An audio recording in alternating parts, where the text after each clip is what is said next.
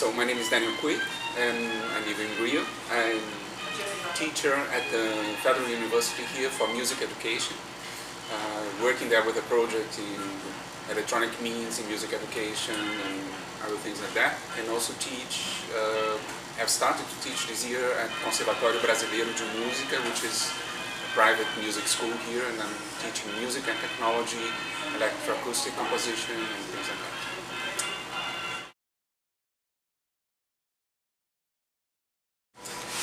So yeah, I have been improvising a little bit, or actually a lot, with electronics and other musicians.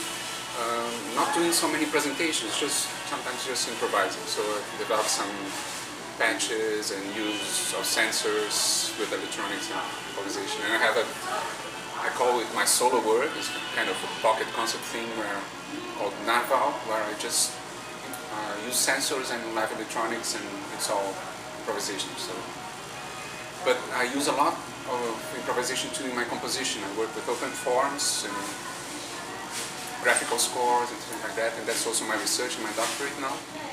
I was a pupil of Hans-Joachim Kohlreuter, who is a German composer actually that adopted Brazil as his homeland. And I studied composition with him for 2.5 years, and he saw that I had this interest in open forms, and started teaching me what he called his planimetric composition, which is a way of composing graphical scores in a very specific kind of thinking about it. Planimetric composition actually is all about open forms and improvisation as the center of the compositional thinking. So improvisation is really in the center of compositional thinking in that sense. The planimetric composition is just a way of putting the musical idea in a kind of map that can be used in improvisation. So if you look at Kohlreuter's scores, some of them are object scores, other are just these graphical diagrams, and you'll see that there is this whole musical idea going on, but is at the same time very open to what each interpreter makes out of it. But his way of thinking of linking composition to improvisation actually was very influential. It's also part of the discussion I'm doing in my thesis right now, in my doctoral dissertation right now, which is actually questioning what is composition in that sense, if it's linked to improvisation. And in this relationship, improvisation is actually stronger than what we think about composition. Well, I mean, I work with music education, been working with music education for a long time, and yeah, totally. If you can't really, I don't know if teach really improvisation, but I don't believe actually going into Paulo Freire's thought, for instance, this very important Brazilian educator. You don't teach anyone. Teaching is not really what a teacher does. So you actually give people opportunity to learn something from themselves. So I think in that sense, improvisation can be taught and should be taught all the time.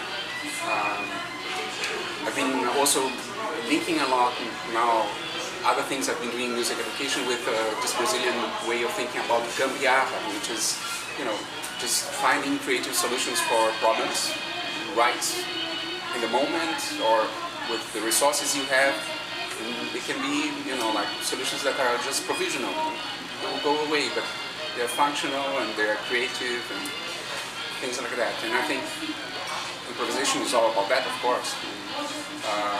So if you see the work of Raymond Matter Schaefer, for instance, as a music educator, or all the things that are tied to this way of thinking about music education, you see that teachers can use a lot the opportunity just to show their students or give them the opportunity to improvise, and that's really very important for music education. So yeah, when a great improvisation happens, it's also the same thing.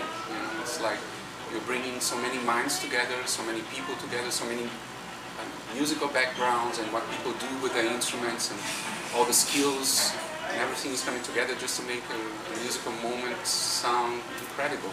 So, and that's what interested me in my composition as well.